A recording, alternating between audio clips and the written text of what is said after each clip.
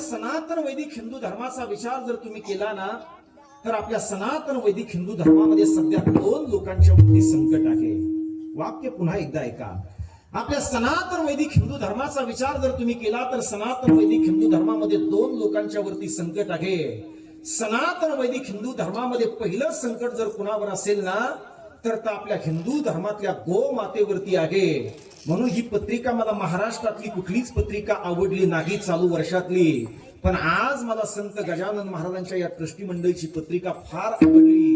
ती पत्रिका आवडण्याचं कारण असं आहे, ती पत्रिका जर तुम्ही वाचली ना, तर त्यांनी इतका सुंदर मजकूर त्याच्यावरती दिलाय.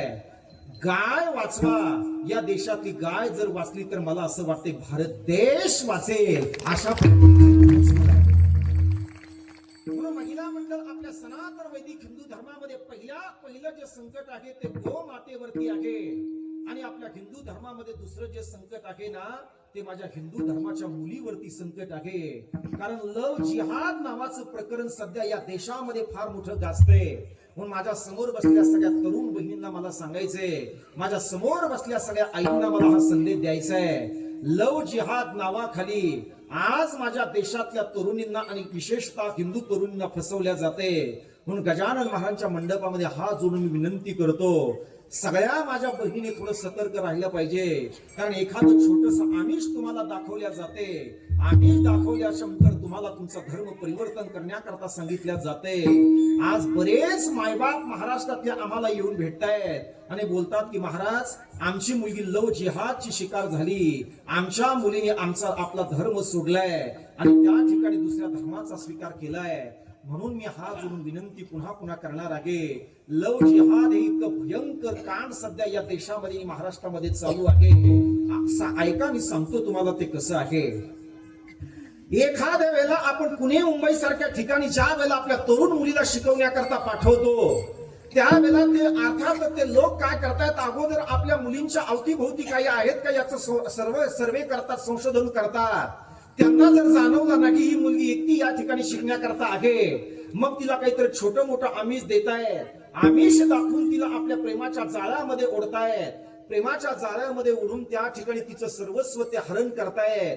आणि ज्या वेळेला तिचं सर्वस्व ते लुटतायत ना, त्यावेळेला मग ती हिंदू भगिनी बोलते, अरे दादा, माझ्या माय बापाला अर्थात न विचारता मी माझं सर्वस्व मी तुला अर्पण केलंय, माझ्या माय बापाच्या विरोधामध्ये जाऊन मी तुला माझं सर्वस्व दिलंय, मग आता तू माझा स्वीकार केला पाहिजे, स्वीकार केला पाहिजे, तू माझ्यासोबत लग्न केलं पाहिजे. असं ज्या वेळेला ती मुलगी बोलते ना, त्यावेळेला मुंबईमध्ये घडलेला प्रसंग आहे. असं ज्या वेळेला ती माझी हिंदू तरुणी बोलते, त्यावेळेला त्या तरुण मुलीला त्या ठिकाणी अर्थातच ही माझा स्वीकार कर असं म्हणते ना, मग त्या मुलाने काय केलंय, अगोदर त्या माझ्या हिंदू धर्मातल्या मुलीचे त्या ठिकाणी 32 तुकडे केल्या जातात. महिला मंडळात किती तुकडे केल्या जात आहेत? 32 तुकडे त्या ठिकाणी केल्या जात आहेत आणि ते फ्रीज मध्ये ठेवल्या जात आहेत. फ्रीज मध्ये ठेवल्याच्या नंतर रोज त्या फ्रीज मधला एक तुकडा काढायचा, बाहेर नेऊन तो कुत्र्याच्या समोर फेकायचा. अरे एवढ्या मोठ्या 8,70,000 वर्षाची परंपरा ज्या हिंदू धर्माला आहे ना, त्या हिंदू धर्मामध्ये तुमचा आणि माझा जन्म झालेला आहे. अरे कुत्र्याच्या समोर एखाद्या हिंदू तरुणीचे तुकडे फेकल्या जावा, इतक्या लहान धर्मामध्ये आपण जन्माला आलेलो नाही. हात जोडून तुम्हाला विनंती करतो, सतर्क राहा, सजग राहा आणि सावध राहा.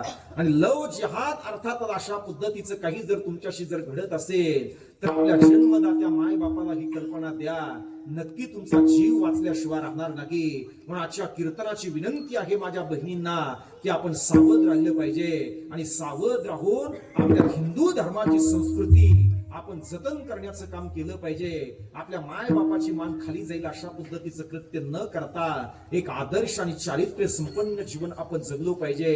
त्या महाराष्ट्राच्या मातीमध्ये तुमचा आणि माझा जन्म आहे की ज्या महाराष्ट्राच्या मातीमध्ये संत जनाबाईचा जन्म आहे, त्या मातीमध्ये तुमचा आणि माझा जन्म आहे की ज्या मातीमध्ये हिंद माता राजमाता जिजाऊ मा साहेबांचा जन्म आहे, त्या मातीमध्ये तुमचा आणि माझा जन्म आहे की ज्या मातीमध्ये मुक्ताबाईचा जन्म आहे.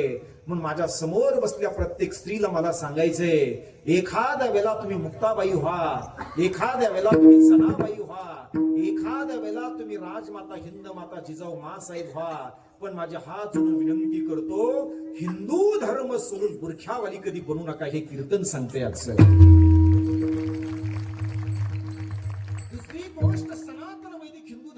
माझ्यावरती संकट येते, माझ्या गोमातेवरती संकट आहे. हिंदू धर्मातली गोमाता मारल्या जाते. अरे ज्या माय बापाचं आपण अर्थात ज्या माईचं दूध आपण 2 वर्ष पिलो असेल, पण जी गाय तुम्हाला 14 अर्थात 20-20 वर्ष दूध पाजते, त्याच गाईला तुम्ही कत्तल कारखान्यामध्ये कापण्याकरता पाठवतायत. दादा कसायाला त्या गायी देण्याचं काम करतायत. हा जोडून विनंती करतो, आपण शेतकऱ्याची मुलं आहोत, शेतकरी कुटुंबामध्ये तुमचा आणि माझा जन्म आहे. कुठल्या शेतकऱ्याने कसायाला गायी कधी विकायच्या नाही. तुमच्या दारामध्ये जर एखादी गाय असेल आणि ती जर दूध द्यायची बंद झाली असेल ना, तर गजानन महाराजांच्या व्यासपीठावरून सांगतो, तिला कसायला विकू नका, आम्हाला संपर्क करा. आमच्या गोशाळेमध्ये त्या गायीचं संगोपन करण्याची जबाबदारी तिथून पुढे आम्ही घ्यायला तयार आहोत. पण हिंदू धर्माची गाय कसायला कापण्याकरता देऊ नका. एवढीच माझी एक छोटीशी विनंती आहे तुम्हाला. ऐका, आता पुढे 1 मिनिटात सांगतो मी, 1च मिनिट माझा शिल्लक आहे. ती गाय कशी मारल्या जाते ते ऐका. ज्या वेळेला तुम्ही कसायला गाय कापण्याकरता देतायत आणि गाय कापण्याकरता दिल्याच्या नंतर अगोदर ती कत्तल कारखान्यामध्ये नेल्या जाते.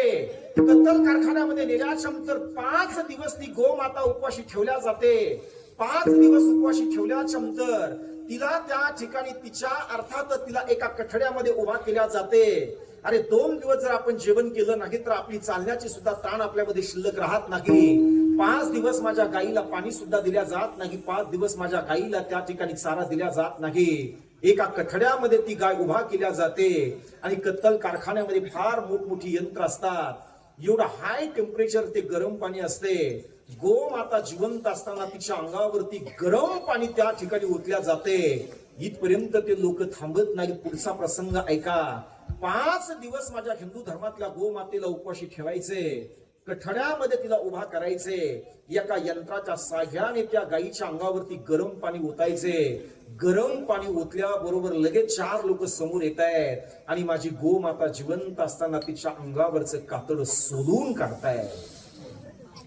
इतक्या विचित्र पद्धतीने जर गोमाता मारली जात असेल तर माझी प्रामाणिकपणे तुम्हाला विनंती आहे, असे तुम्ही किती कीर्तन या मंडपामध्ये बसून ऐकले म्हणजे हे कीर्तनाचं पुण्य तुमच्या पदरामध्ये पडेल. हे मी बोलत नाही, तुम्ही ज्ञानेश्वरी काढा. माझ्या ज्ञानोबाऱ्यांचं वाक्य ऐका. किंबहुना कृषी जिने गोधने राखोनी वर्तने. माझ्या समोर बसल्या प्रत्येक अर्थात हिंदूंना जर वाटत असेल ना हा देश जिवंत राहावा, ही माती जिवंत राहावी आणि हा हिंदू धर्म जिवंत राहावा असं वाटत असेल दादा, तर पहिल्यांदा मला असं वाटतं या हिंदू धर्मातली गोमाता जिवंत राहणं ही काळाची गरज आहे. ज्ञानेश्वर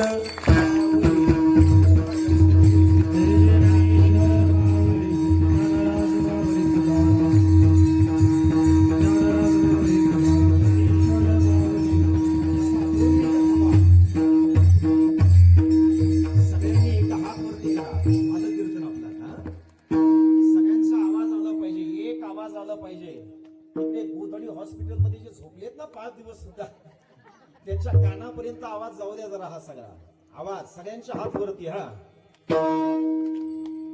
सियावर रामचंद्र की आवाज.